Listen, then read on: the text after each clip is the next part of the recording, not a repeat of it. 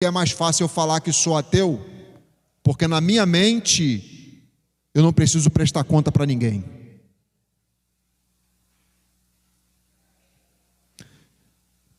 Por quê? É mais fácil eu dizer que sou ateu, porque eu não estou preso a princípio nenhum. Eu posso fazer o que eu quiser.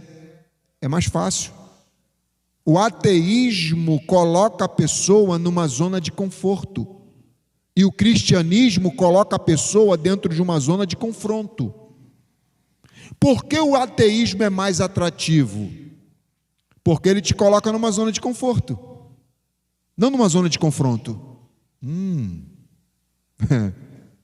Tá entendendo?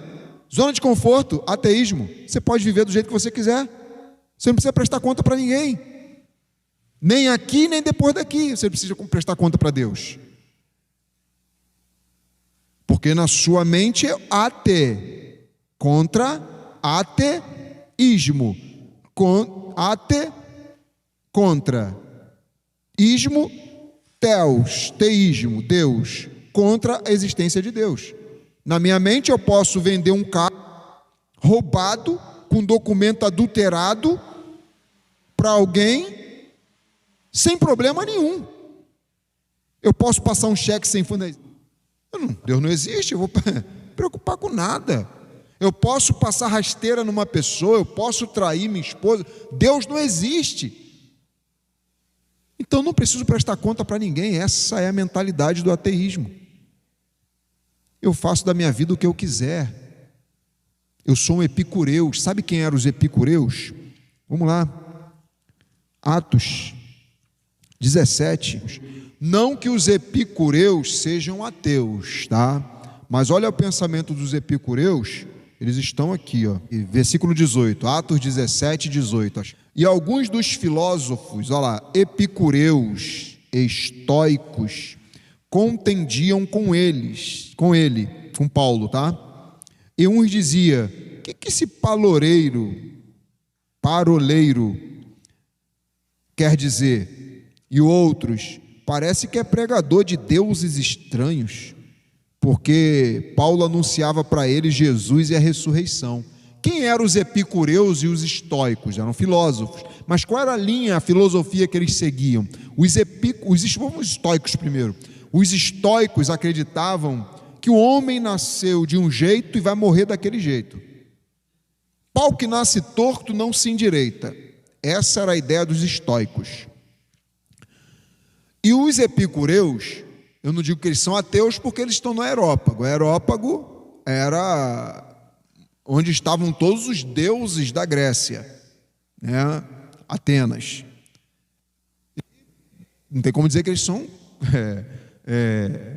ateus, porque tem até aqui, depois nós vamos ver aqui, que no versículo 23 tem um altar lá, tinha um altar para todos os deuses, e tinha um altar lá, que era o altar ao Deus desconhecido. Vou explicar para vocês como nasceu essa história do Deus desconhecido.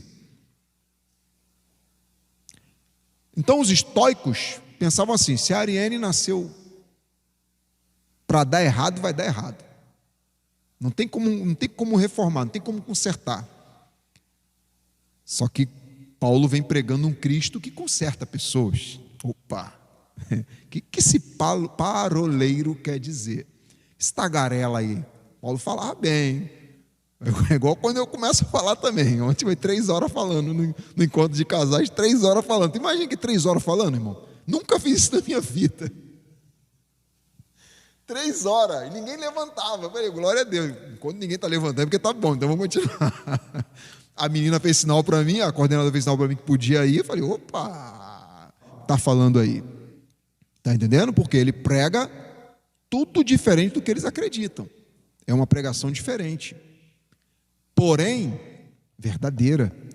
E os epicureus, quem eram os epicureus? Os epicureus era diferente dos estoicos, eram filósofos que acreditavam que tem que aproveitar a vida no máximo, fazer o que bem entender, aproveita a vida, toma de 1 a 51, não se preocupe com o depois, o amanhã não se preocupe com a conta que vai chegar no outro dia, não, Vai lá na Casa Bahia, gasta tudo. Era uma vida, era uma pregação que, ao mesmo tempo que ensinava as pessoas a viverem sem se preocupar com o amanhã, era uma pregação irresponsável. Está entendendo? Porque eles acreditavam que depois da morte não existia mais nada. A pregação é essa aqui, ó. Paulo até combate eles dizendo, não sei qual é o versículo dos epicureus, que Paulo combate eles dizendo assim, ó: comemos e bebemos porque amanhã morreremos. Essa era a palavra-chave dos epicureus. Comemos e bebamos que amanhã morreremos. Essa era, vamos fazer o que tem que fazer, vamos viver a vida ao máximo, que amanhã a gente não sabe o que vai acontecer com a irmã, aproveita hoje.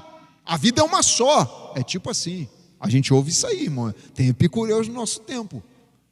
Não tem uma filosofia dessa? A vida é uma só, aproveita ela da melhor forma que você achar que é certo. Só que o Evangelho ensina que a vida é uma só também, mas para aproveitar ela debaixo dos princípios de Deus, para não se autodestruir. Então os epicureus não tinham responsabilidade com o amanhã. Eles não se preparavam para a morte. Por que não se preparavam para a morte? Porque acreditavam que não existia nada do outro lado. Então, se eu acredito que não existe nada do outro lado, eu vou me preparar para morrer para quê? Diferente do faraó. O faraó acreditava que existia alguma coisa depois da morte. Claro que de uma forma totalmente errada, porque os faraós, eles acreditavam que depois da morte eles iam continuar tendo praticamente a mesma vida que eles tinham. Inclusive, os mesmos inimigos que eles tinham aqui na terra, eles acreditavam que depois da morte teria inimigos também. Tanto é que todos os soldados da guarnição de Faraó, quando o Faraó morria, tinha que matar os soldados também, porque eles acreditavam que Faraó ia precisar de proteção na outra vida.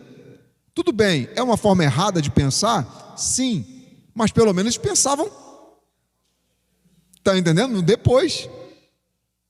Eles pensavam no depois. A palavra que define tudo é isso aqui, ó.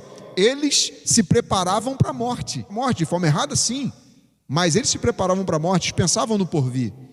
Agora vamos trazer, pelo menos a Bíblia diz, observe tudo e retém o que é bom. Vamos reter o que é bom disso? A gente também tem que se preparar para a morte. E qual é a forma que o cristão se prepara para a morte? É estando em Cristo. Aí tem gente que fala assim, não, mas eu quero andar com Jesus no céu. Tu está andando com Jesus na terra? Terra. Está entendendo? Porque partindo pela lógica, é inteligente pensar que se Deus não existe, eu não perdi nada em acreditar nele. Mas se ele existe, eu perdi muita coisa se eu não acreditei nele.